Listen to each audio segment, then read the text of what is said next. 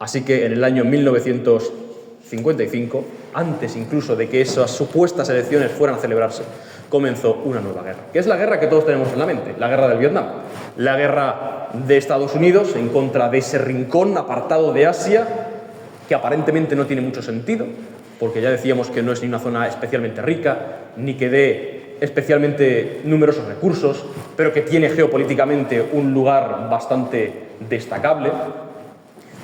Y debemos decir, como ha apuntado antes el compañero, que en esa guerra se llevaron a cabo actos verdaderamente salvajes por parte de los dos bandos, pero por parte del bando americano es verdad que fue especialmente devastador porque luchaban en contra de una población rural. Es verdad que se escondían, por ejemplo, en las cuevas de montaña, en las zonas boscosas, conocían muy bien el terreno, pero al fin y al cabo era una población bastante rural. Y Estados Unidos contaba con armas bastante potentes y armas químicas. En este lugar, en este punto de la historia, se usaron armas químicas como el agente naranja. ¿Qué es el agente naranja? El agente naranja es, podríamos decir, en primer lugar, un insecticida. Es algo que se usa en el mundo agrícola para luchar en contra de las plagas, pero que si se aplica en una dosis excesiva crea desfoliación, es decir, provoca que las hojas de los árboles se caigan. Como las guerrillas comunistas se escondían en las selvas del Vietnam, en las montañas y las regiones abruptas del norte, decidieron que sembrando o fumigando Vietnam con agente naranja, esas masas forestales, esos bosques perderían las hojas. Y sería mucho más fácil luchar en contra de las guerrillas comunistas que se escondían precisamente en la espesura. Pero claro, tuvo efectos muy negativos, incluso hasta hoy en día. Hoy en día sigue habiendo miles de casos detectados, diagnosticados de cáncer a causa del agente naranja que se usó en esta época. Muchos niños siguen naciendo con malformaciones a causa de las dosis absolutamente absurdas, absurdamente ingentes de agente naranja que se usó, y las consecuencias podemos decir que todavía se ven en el pueblo vietnamita. En este punto, como hemos dicho, hay una guerra, hay una potencia extranjera poderosa, Estados Unidos, que está involucrada en esa guerra. Tenemos un país dividido, partido en dos, digamos, hacia el norte y hacia el sur del paralelo 17. Y tenemos, por un lado, a Ho Chi Minh, el hombre que ya conocemos, ya nos resulta familiar, gobernando el norte. Y tenemos a este otro títere, podemos decir, del poder americano en el sur. Sin embargo, como dice en cierto momento Virgilio, en la Eneida, cuando habla de los troyanos y de los griegos, cuando estaban enfrentados, dice, enfrentados y rotos por la guerra, los griegos decidieron crear el caballo de Troya. Efectivamente, aquí no se creó un caballo de Troya, pero lo que se decidió tras años de un enfrentamiento que desgastó verdaderamente a Estados Unidos, porque no olvidemos que era una guerra de guerrillas, es decir, era una guerra asimétrica, como se ha llamado en muchas ocasiones, era una gran potencia con armas muy fuertes, con un número muy elevado de soldados y con armas, repito, incluso químicas en algunos casos, luchando en contra de una guerrilla que se escondía en las cuevas, en los montes, que se ocultaba detrás de los bosques lluviosos del Vietnam. Por lo tanto, no luchaban en igualdad de condiciones. Como decía, desgastados por ese proceso que costó la vida a miles, a decenas de miles de soldados en ambos bandos, decidieron firmar la retirada estadounidense, en este caso. Decidieron firmar los acuerdos de París en el año 1973 y en ese año se acabó la guerra del Vietnam, la guerra que todos conocemos. Además, hubo muchos factores que influyeron en que los americanos decidieran retirar sus tropas, como el hecho de que la población civil, la misma población de Estados Unidos, o una parte muy grande de ella, se situó en contra de esa guerra. Se plantó y dijo que era una guerra injusta, que era una guerra que estaba acabando con el pueblo vietnamita, que era una guerra genocida. Bueno, pues todo eso nos suena, ¿no?, hoy en día, y efectivamente eso fue un factor muy poderoso y muy determinante a la hora de la desmoralización de los soldados, y eso se hace ver muy bien, creo yo, en mi opinión, en la película o en la saga de películas Rambo. Es decir, el veterano que ha estado luchando en la guerra del Vietnam, que se ha jugado la vida numerosos años, que ha resistido al terror psicológico y al terror de la muerte real, vuelve a su país y lo ven como un genocida, como un asesino y como un hombre despreciable. Es decir, esto solamente retrata los numerosos casos reales que hubo detrás de esa película. Y a partir de este momento, hablamos del año 1973, Vietnam se queda por primera vez en numerosas décadas solo, se queda frente a un autogobierno liderado por Ho Chi Minh, el líder de las guerrillas comunistas del Viet Minh, es decir, de las guerrillas comunistas de Vietnam del Norte, y en ese momento se produce la unificación. Es decir, Ho Chi Minh decide que al haber caído el gobierno títere de Estados Unidos que había en el sur, porque Estados Unidos se ha ido efectivamente, ha empezado a retirar las tropas, en cuestión de 2 años ya no quedaba ningún americano allí y el gobierno había caído completamente el del sur, decidió que en ese momento preciso y no antes, Vietnam pasaba a ser un solo país.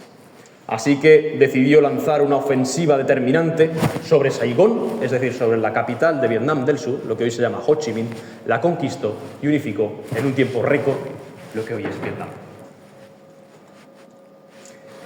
Como todos los líderes autoritarios, y especialmente los líderes comunistas, Ho Chi Minh pretendía que a su pueblo en concreto, y al mundo en general, pero sobre todo a su pueblo, llegara una imagen de sí mismo como líder compasivo y poderoso.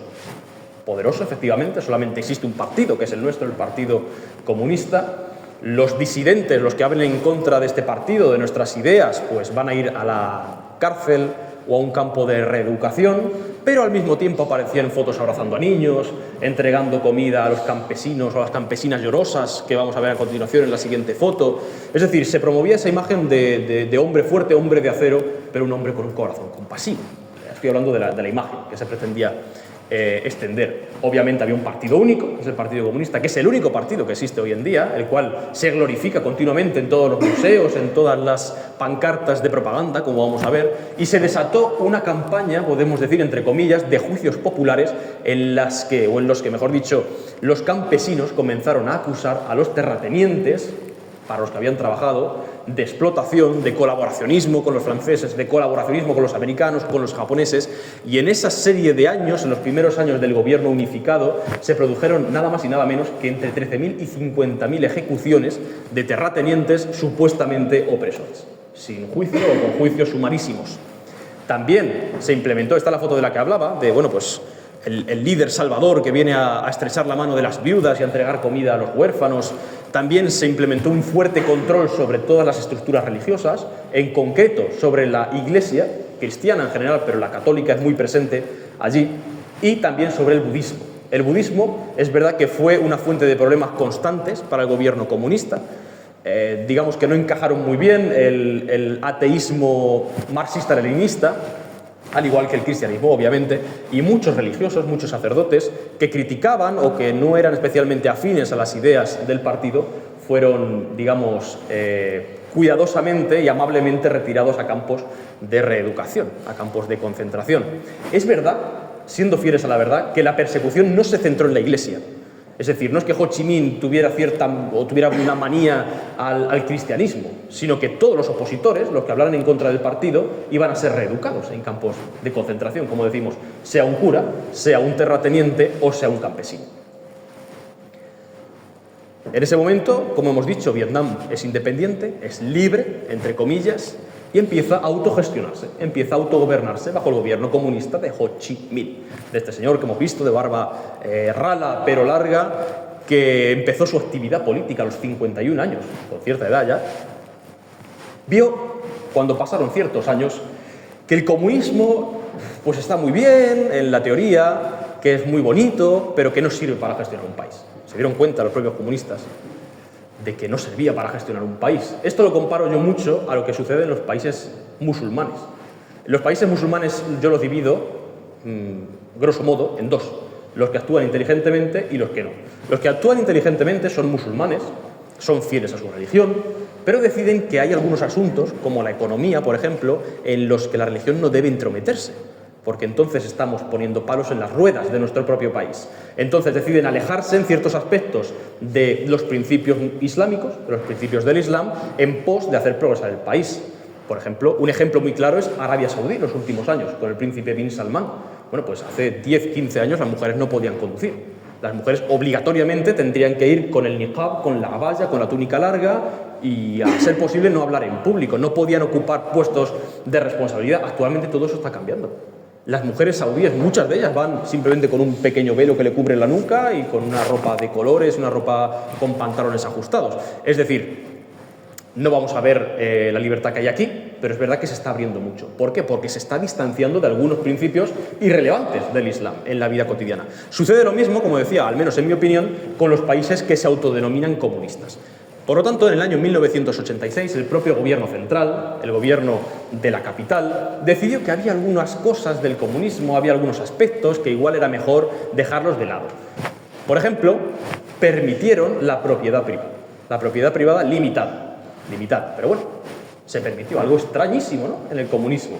También se permitieron las inversiones extranjeras, se hizo posible que países extranjeros, que empresas extranjeras invirtieran su dinero, entraran su dinero en Vietnam. Y bueno, pues otra serie de medidas, como la integración progresiva en la economía mundial, lo que hemos dicho antes, que Vietnam actualmente es uno de los países, una de las potencias asiáticas que más rápidamente crece, porque a pesar de autoproclamarse comunista, pues todos esos principios que estorbaban en su crecimiento económico decidió apartarlos en cierto momento. Y podemos decir que son comunistas en la imagen, en la banderita, pero realmente las políticas, por ejemplo, económicas, no lo son en absoluto. Vamos a hablar brevemente por encima de otro punto interesante, sea cual sea el país del que se habla, pero en concreto en este es algo crítico, y es la religión. Empezaré hablando del cristianismo. Esta es una de las iglesias más hermosas de Hanoi, de la capital de Vietnam, que es lo que era anteriormente la capital de Vietnam del Norte. Pero como se unificó, la capital del sur perdió su nombre, pasó de ser Saigón a Ho Chi Minh, pasó a tener el nombre del conquistador marxista, dejó de ser una capital y se mantuvo como capital la del norte, Hanoi, ¿de acuerdo? Yo estuve en Hanoi este verano cuando estuve en Vietnam.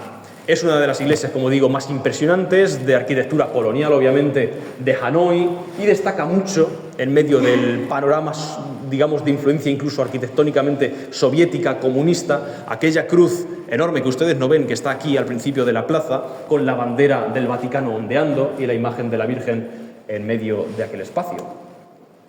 Sin embargo, el cristianismo obviamente no es la religión ni primera que tuvo Vietnam, ni la más extendida, a pesar de que sí es una muy extendida. El budismo y el confucianismo, digamos que son los credos más poderosos en el país. Es la primera vez que yo entraba en un templo confucianista. Yo sabía de esa religión, me parecía, bueno, es una religión, es más bien una filosofía. Me parecía interesante, me parecía también muy interesante la figura de Confucio, su fundador, su impulsor, pero nunca había estado en un templo. Ustedes pueden ver a la derecha un templo confucianista. La imagen de Confucio con alguno de sus discípulos está aquí en dorado, y una señora con su gato, pues digamos que reflexionando, porque no tienen Dios en sí, no tienen una deidad, sino que reflexionando sobre la paz interior y reflexionando sobre el significado de la vida, pues se encontraba allí en solitario. Y también vemos otros templos budistas. Tampoco tienen un Dios, es una filosofía, digamos, podríamos decir entre comillas, atea, no tiene una deidad, se centra en la liberación del espíritu del ser humano, el momento en el que alcanza la plenitud de conocimiento y se libera del ciclo de reencarnaciones, algo también muy interesante de ver, porque es muy lejano a nosotros, y esto es lo que uno se encontraba al entrar a ese templo budista tibetano, ¿vale? Como decía, los budistas en principio no tienen Dios, en principio. Sin embargo, hay muchas ramas del budismo, y hay uno particularmente interesante, que es el budismo tibetano, el que viene del Tíbet, de la región china del Tíbet. Y es un budismo, digo, muy interesante porque es muy mágico, mete muchísimas influencias mágicas, mete imágenes de dragones, de emperadores cabalgando sobre los lomos de estos animales, muchas explicaciones puramente mágicas a fenómenos de la vida cotidiana, y me pareció algo también muy interesante de visitar. En cuanto a la faceta de partido único, porque es un país comunista en muchos aspectos, como hemos dicho, pues se sigue manteniendo el partido y se sigue manteniendo la glorificación a los líderes comunistas, en este caso Lenin. Tenemos una estatua colosal, que aquí la foto no hace justicia al tamaño real de la estatua, en medio de una plaza muy cercana a Badin, a la plaza donde se proclamó la independencia, impoluta, de bronce bruñido, brillando al sol de los días que en ese momento eran escasos porque estábamos en época de monzones, pero de los días brillantes de Hanoi. Y el logo del Partido Comunista, el logo incluso de la Unión Soviética muchas veces, en un alarde de nostalgia, está presente en todos sitios. Lo que ustedes ven aquí es una petaca de alcohol de 1 litro o litro y medio, era muy grande, con una funda protectora de cuero con la imagen del partido grabada. Este edificio ya lo conocen ustedes, está en la Plaza Badin, en esa plaza en la que Ho Chi Minh declaró la independencia, y es su propia tumba. es el lugar en el que está enterrado el líder supremo, el salvador del país, el hombre que nos liberó del yugo colonialista y del yugo del imperialismo francés, del japonés, del americano. Eso es lo que piensan los vietnamitas cuando van a este lugar, y que es verdaderamente reverenciado como un lugar casi de culto, podemos decir. En uno de los museos, perdón por la cantidad de texto, no me gusta poner texto en las diapositivas, pero es que se lo quiero leer y además por si ustedes también lo quieren leer. En uno de los museos que hay en Hanoi, cerca de la plaza Ba Dinh, de esa plaza central, hay un museo, efectivamente, dedicado a la figura de Ho Chi Minh, a la figura del líder supremo. En ese museo, básicamente, lo que se hace es glorificar al partido y glorificar al líder. Uno de los textos, que yo creo que son los que más potentemente, los más poderosamente glorifican a Ho Chi Minh, dice así: siguiendo las enseñanzas del querido tío Ho, es decir, Ho Chi Minh, le llamaban el tío Ho de una manera cariñosa, después de 80 años de construcción, lucha y crecimiento, la seguridad pública del pueblo de Vietnam ha cultivado y formado constantemente las cualidades del oficial revolucionario, dispuesto a sacrificarse por el país, servir al pueblo y lograr numerosas hazañas, además de sumar una fuerza cada vez más poderosa. Una espada, un sólido escudo de acero para proteger al partido, al Estado y al pueblo, así como el régimen socialista, y así contribuir a la creación de un entorno pacífico y estable para la construcción y el desarrollo de la nación. Sobran los comentarios.